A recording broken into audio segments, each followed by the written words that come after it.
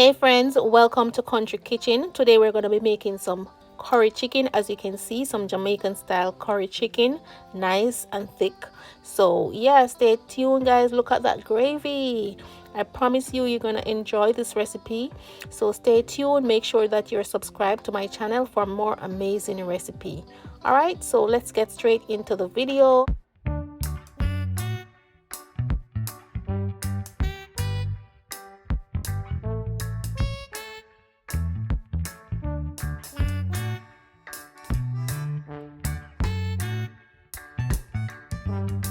So right here I have a bowl of freshly rinsed chicken. It was rinsed with vinegar and lemon juice, and I'm going to pour my seasoning over that.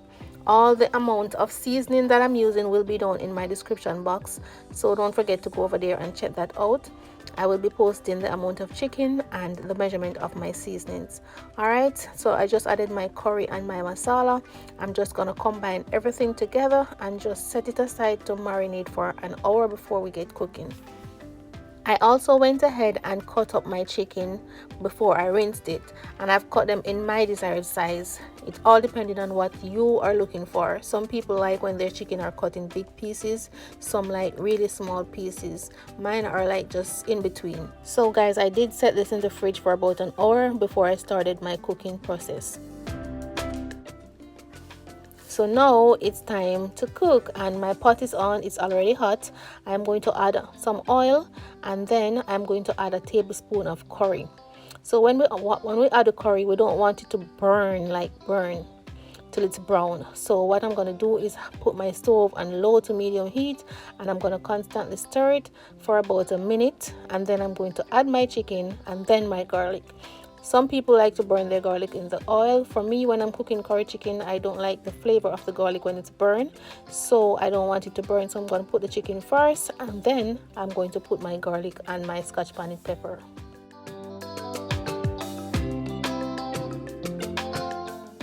So now that I've added my chicken, I'm just going to stir it up for about 1 to 2 minutes, and I'm also going to add my scotch bonnet pepper and my garlic. And this is just like a braising process. You just want to make sure that everything is mixed up in the oil, and just have it braising on low to medium heat for at least 2 minutes, and then I'm going to cover it and let it simmer and produce its own liquid.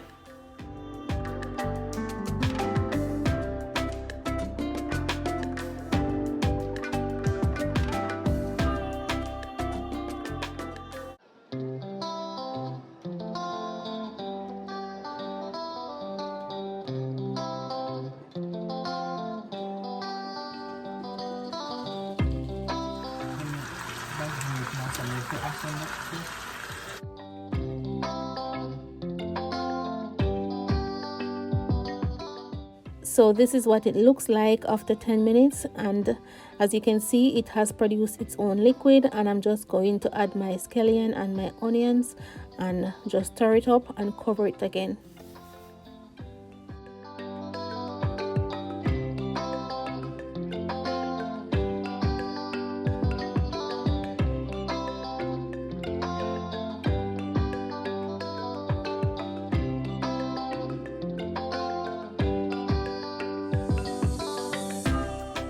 So after another 10 minutes, look at this guys. As you can see, I still haven't added any water.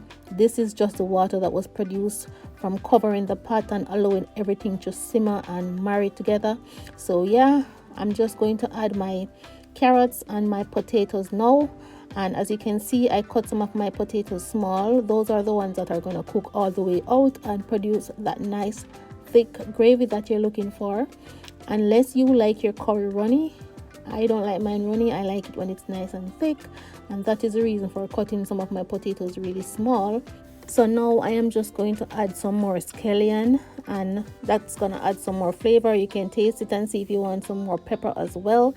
I am going to add just a little piece more of scotch bonnet pepper, and I need a lot more gravy than this, so I'm gonna add a cup of water. Cover that. I don't even have to taste this, trust me guys. I know I've been cooking curry chicken for a very long time, and I know everything that I put in there is good enough to cook it to the very end, so I don't have to check for salt. As you can see, I didn't add any salt as well because salt is in the seasonings, so you really don't need a lot of salt.